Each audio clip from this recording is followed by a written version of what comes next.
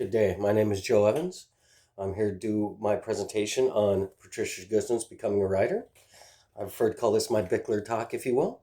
And I'd like to take you through some points, some lessons learned, some useful exercises I found in this book personally, as well as how I'll carry this through my graduate program work and even a surprise or two that I found out myself.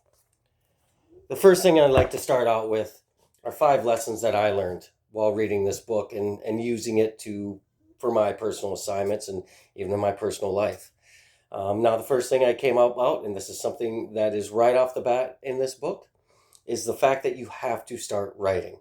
I think this was one of the biggest things I took from the very beginning, the very first week of this class, when I started reading this book, is to overcome the build up for it, maybe the anxiety for it, but psychologically, until you start writing, you're not actually getting anything done. And you really, really, really need to get that done. So you can do a lot of prep, you can do a lot of outlining, mind mapping, but without actually writing, you're not accomplishing anything. There's just a lot of buildup. So I prefer to call that commitment. You really have to commit and go. Now, the next thing I pulled out that was kind of in correlation with this was maybe a second part was repetition. A big lesson I learned in this book and the exercise is repetition, repetition, repetition. Goodsin does relate this to athletes in the book. Speaks about muscle memory. Athletes, you constantly practicing to get better and better and better as you get more accustomed. Well, the more you write, the better you can get, the more comfortable and the better flow you can come with, such as muscle memory. Plus, psychologically, it's that muscle memory too as you're writing helps you build up. So repetition was a big part of this that I took out and that I used in my own personal work in this class. Now, the third thing I pulled out that I enjoyed and was something that I noticed that was needed was setting boundaries. So almost every exercise in this book has a time limit. And one thing Goodsin does profess in this is sticking to that time limit. Now, I learned the reason for this is to not overdo it, overrun yourself, burn yourself out.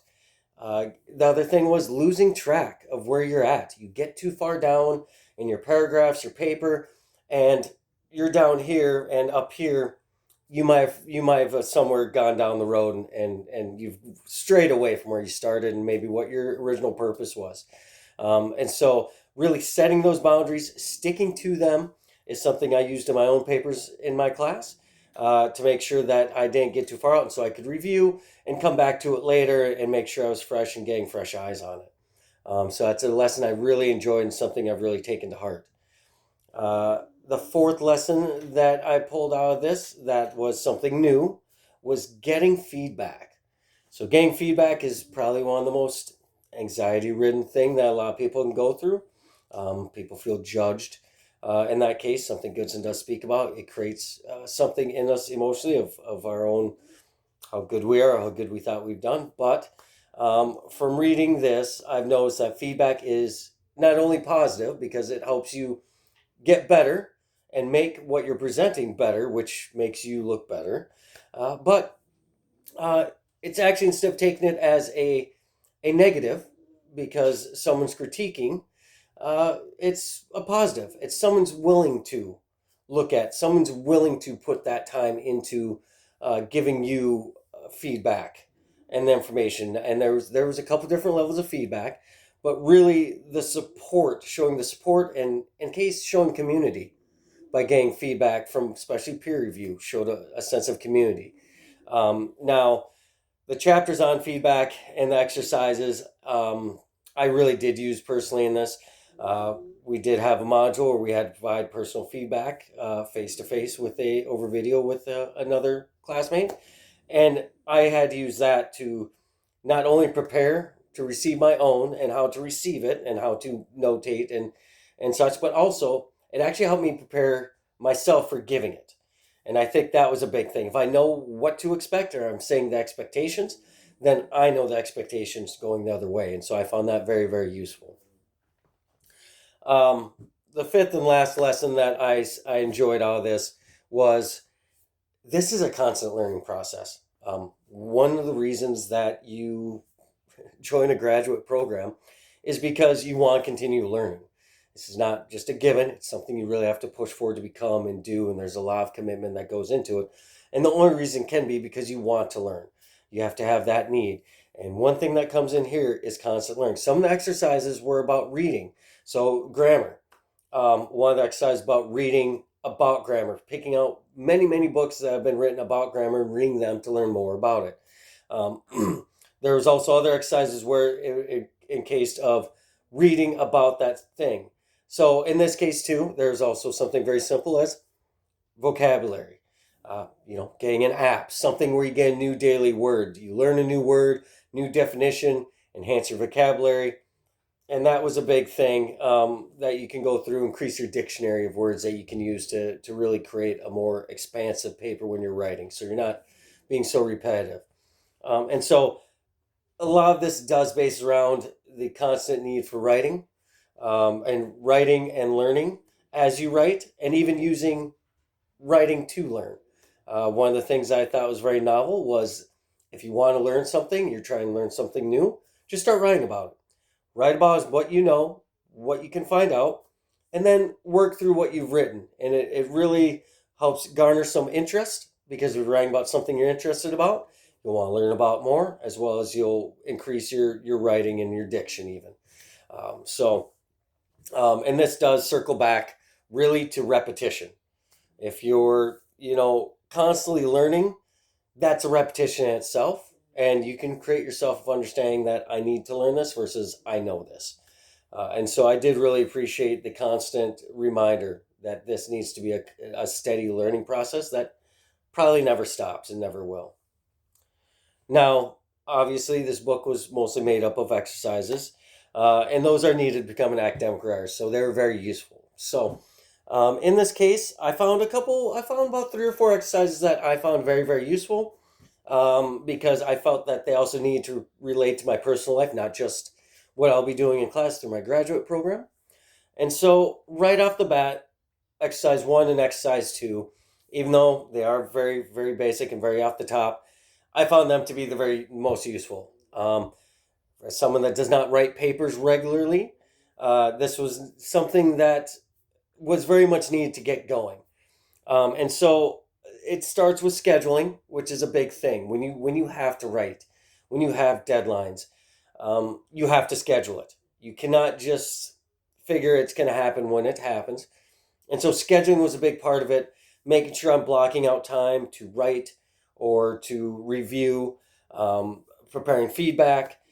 This all had to be very scheduled out for me. And so that was a very needed lesson and exercise and the commitment to it.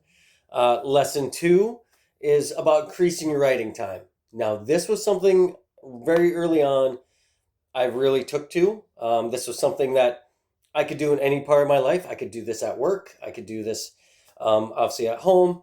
I could always find time to do it and to start at a certain time frame, regardless of how long it is, and then increasing by just that 1 minute every day, which is not that big of an increase, but it builds up that capacity and almost builds up that ability and helps with the repetition.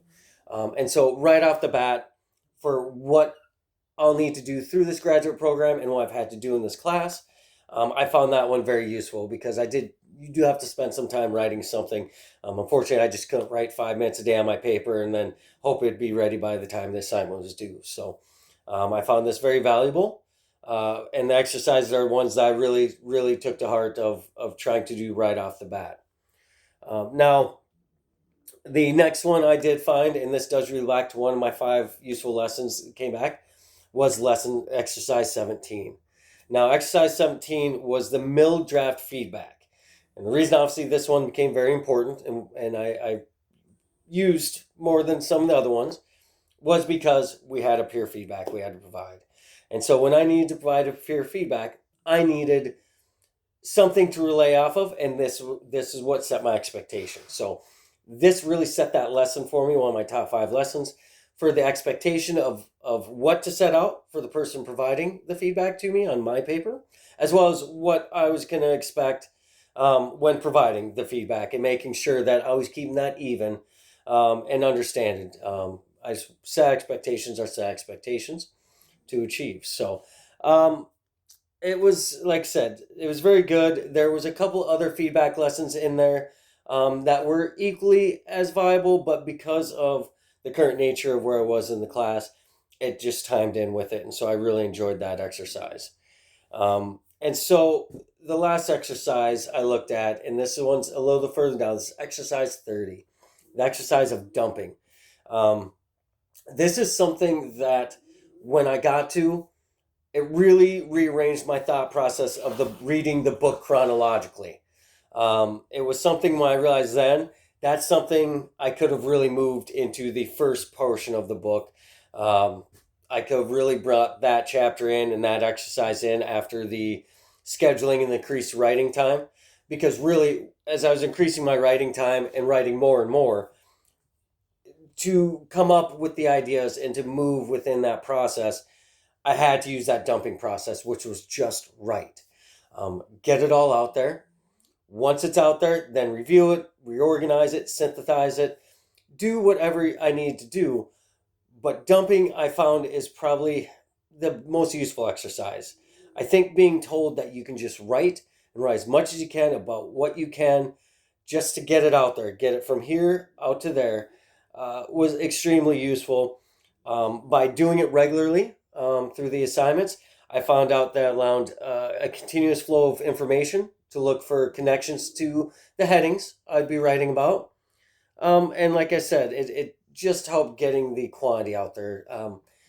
Sometimes you only want to write just one paragraph and you feel you got everything in there, but sometimes a paragraph just isn't enough.